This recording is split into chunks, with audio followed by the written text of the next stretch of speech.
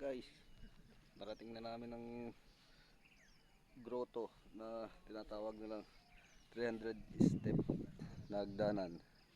Yan, sobrang taas at napakaganda ng view dito, kitang kita lahat. Nakarating din. Napakaganda pa ng sikat ng araw at umagang umaga kami nagpunta. Ayan, ito yung paligid, napakagandang lugar.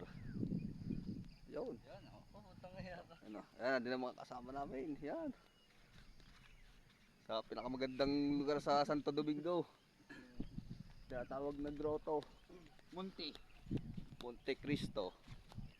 Yan. Okay.